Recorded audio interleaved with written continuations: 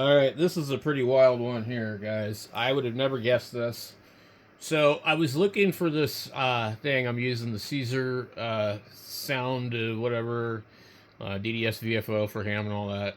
10 kilohertz to 120 megahertz VFO signal generator. Caesar sound. And from 2020. I could not find the Ben Buxton thing in the library manager on the side. So I clicked the link, I went to GitHub, and I'm on GitHub. I'm like, okay, so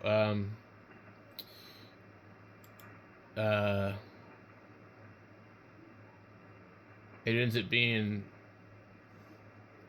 is it Brian Lowe? They just got all these goofy ass names. So Brian Lowe, Ben Buxton, blah blah blah. The problem I was running into was let me just show you from scratch how I even got to it in the first place. So I went in here. I could not. I would type rotary encoder or rotary.h. Nothing in here would even be close to it. It was all these other different ones. So I went over here where it said rotary H. We need to come down one. God, this thing is being funky.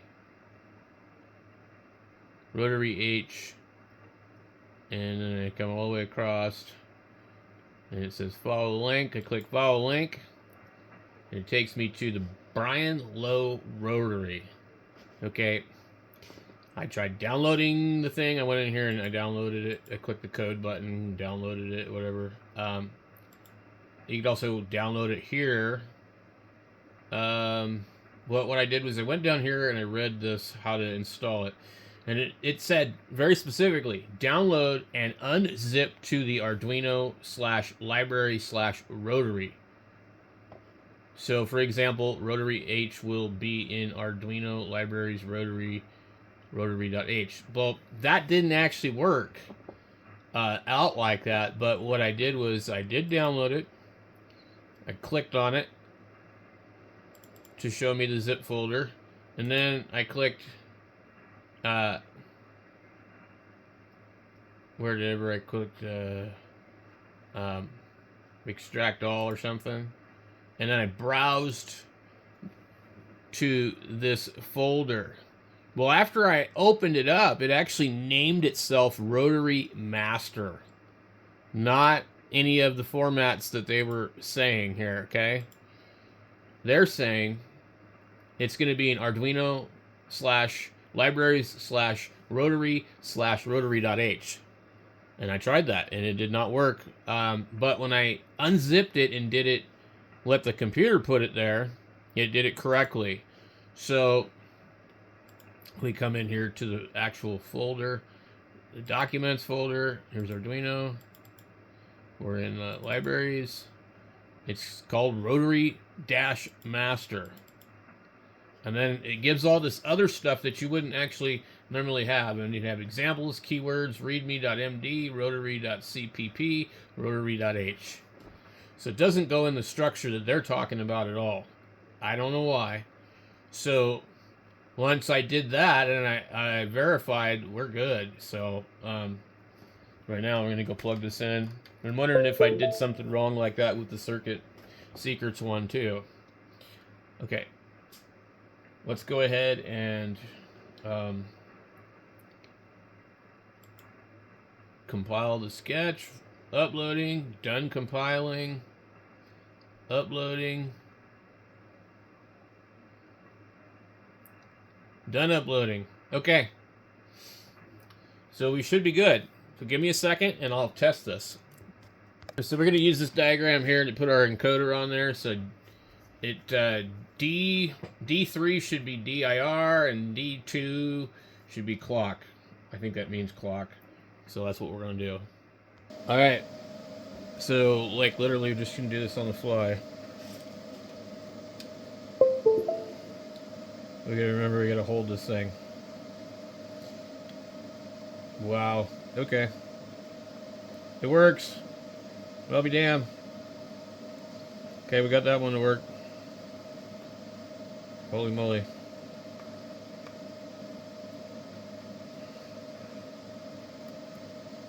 Tuning step, 10K, 1 meg, 1 hertz.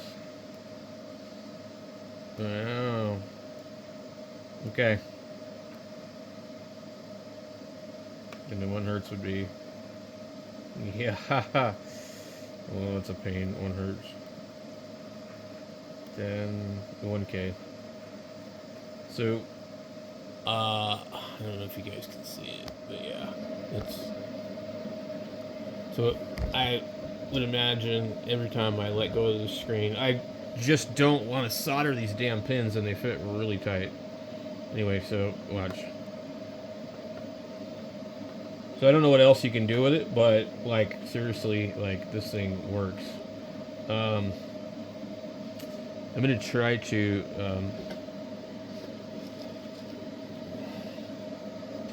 put something over here.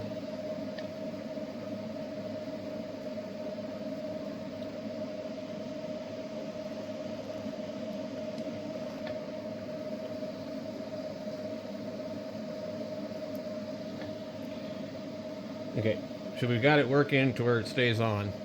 Okay, now I just want to get my frequency counter up over here. And I think it's going to come out of that one. Clock.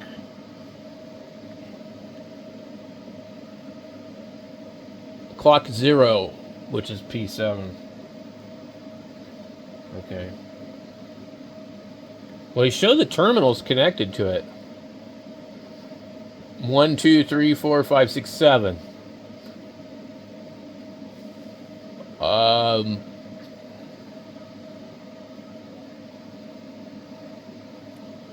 That's weird. Why would it? What they're showing in the display doesn't quite make sense to me. Okay, at least let me see if I can pick anything up.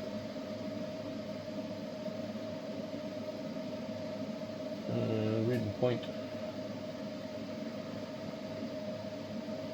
3.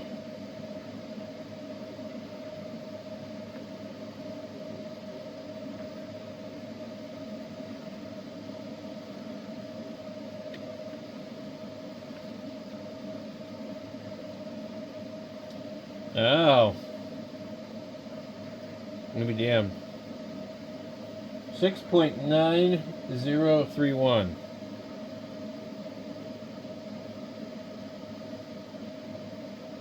So why is it coming off of pin 0? And what are these SMA things for then? That's weird. Okay, so I don't understand that. But they do show it here in Caesar's sketch or drawing, illustration, schematic. They do show you using what they call CK0 on here. We have these clock 0 and clock 1 and clock 2 for the SMA connectors, and I thought it should be present on that. Like, should it not? I thought you just soldered these on there and you're good to go. The pins say 0, 1, 2, SCL, SDA, ground, and VN. Pin 0 is giving me the frequency. And none of these other ones are giving me anything. Oh, yeah, it is. Okay. Alright. But it's also present on pin 0. Okay.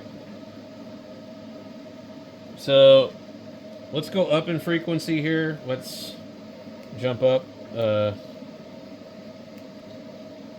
go really high.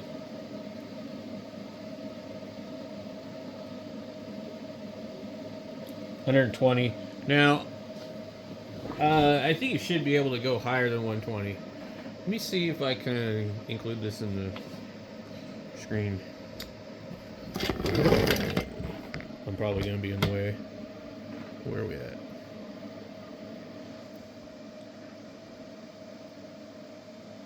Can you see my counter? It's reading 00. Okay. And I wonder if it works when the display is off. Nope. Well, yes, it does. So we're at 120.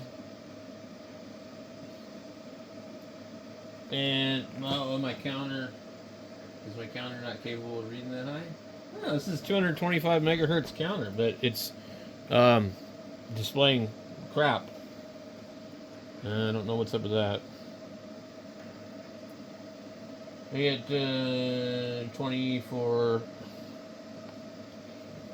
So I don't think it's stable up at that frequency. I could try the other counter and see, but this one I think is much higher. Let me go down to 109. No, it's not stable.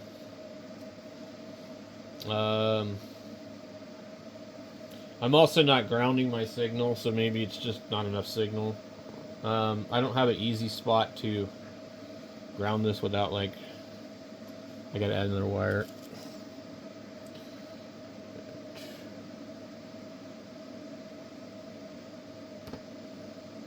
I just made the display go blank. Okay.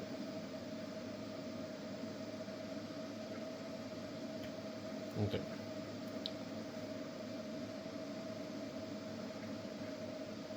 That's even worse.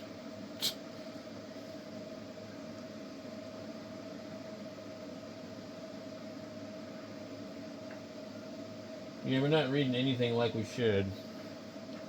Okay. Let's go 98.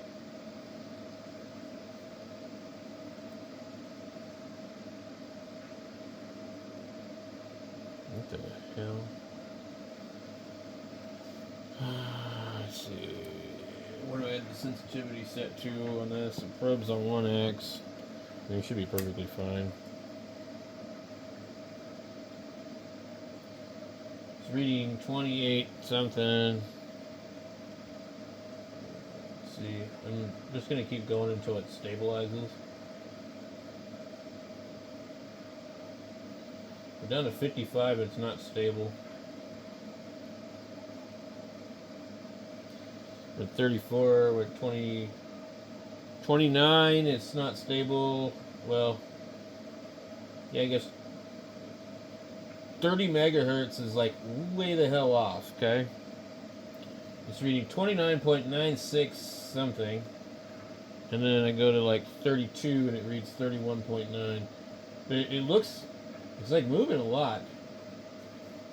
31.8.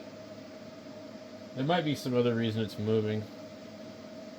At 38, we're still reading 32. At 37, we're reading 33. At 35, we're reading 34 point something. At 34, we're reading 33.77. 33, we're reading 32.89. I want to see where does it actually get stable. I mean, it's like moving around a lot. That's not right.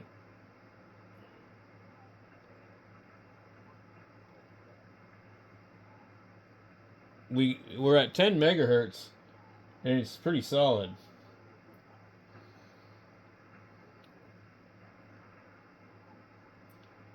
At 9, and it's like not really changing.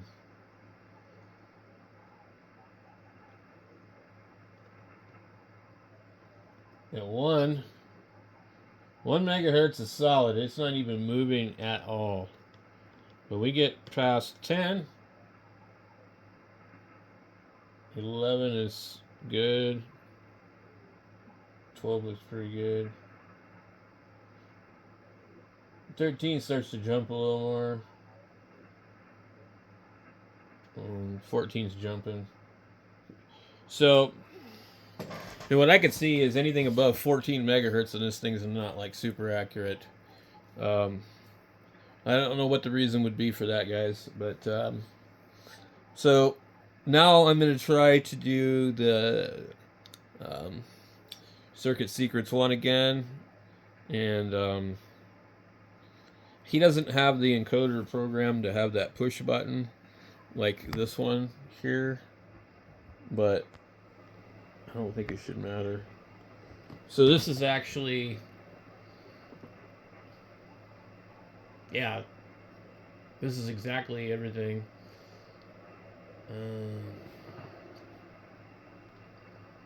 It says it's pin 7, but it's actually pin 0. I don't know. Clock 0. I'm not really sure what they're doing. But I've been having a lot of fun with this. It's certainly racking my brain and making me have to think. And my friend Dave, AI7R, we were talking back and forth through text, and he's like, why don't you get on the radio? So we got on the radio, and Dave tried to explain to me what library hell is. I think I'm starting to get it, Dave. Oh my God. I'm like, what the hell? Why isn't there, this isn't in the library? I gotta go find it on the internet, but they have a repository kind of built in. I'm like, oh my God.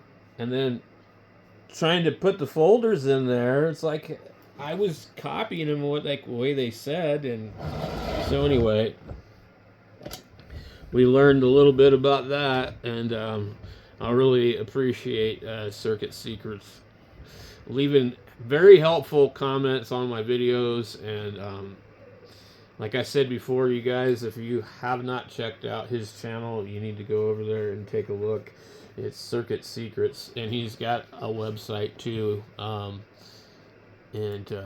he does all this really cool stuff. His YouTube is right here. This is what it looks like. He does some really cool stuff. And I don't think he's a ham operator, but he's definitely smarter than most of them. So, this is a excellent site that he YouTube channel for just information on this kind of stuff. So, and he watches the channel and leaves comments for me for the last few days to try and kind of help me, which is really cool. So I'd like to try and support his channel. So if you guys are interested, head on over there, subscribe to his channel, and watch some of his videos. He's only got 2.5K subs with really well done videos. I just don't know why he just doesn't have like a lot of subscribers. I mean, if I've got 10K, it's like I must be really lucky. Although I did get a notification from YouTube. They said I'm in the top % for uploaders. Okay, where's the money, guys? I'm in the top %, and not just for like ham radio. I'm in the top 10% for uploaders on YouTube, period. Top 10%. As far as uploads, not views, uploads. I do typically 10 uploads a day. And that's because for the last year, since they ghosted my channel, I've been trying to smoke the algorithm. And they've noticed, but I still haven't smoked the algorithm. But I mean, I do have 10.5K subscribers, and they got some really good loyal people on here that are pretty awesome. And so I'm not complaining, it's good.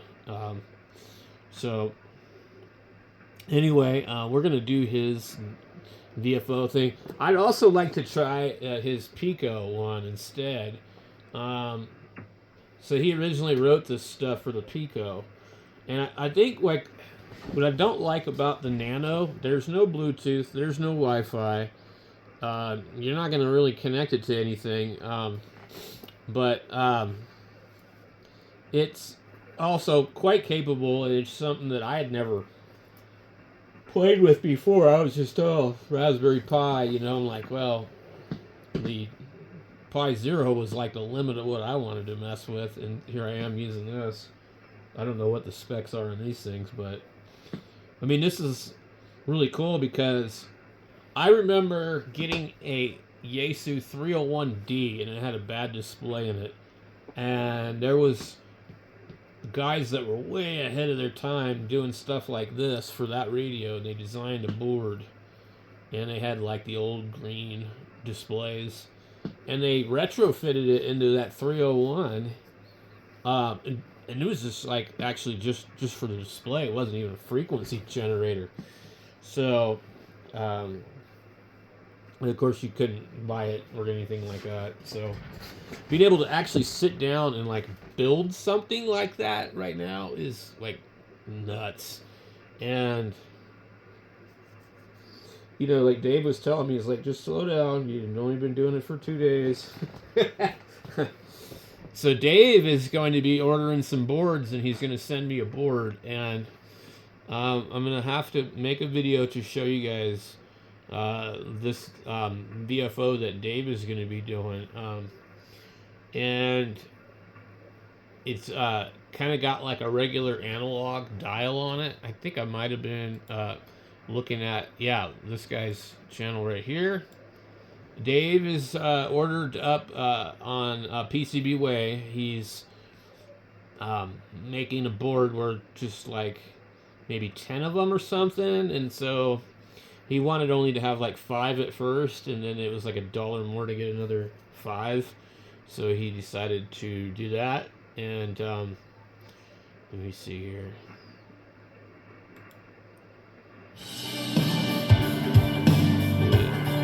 Kill the sound here on this.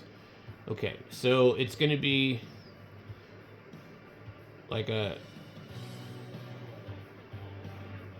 meter. Okay, like this. See? So you get this really cool dial that moves. I'm like, dude, I want to put one of those in my Tempo 2020. And so we might actually end up doing that because Dave's ordered those boards. And the board that Dave ordered, I think Dave designed it, and it's around this particular kind of circuit. And so I just have to populate it with basically all the parts I have here.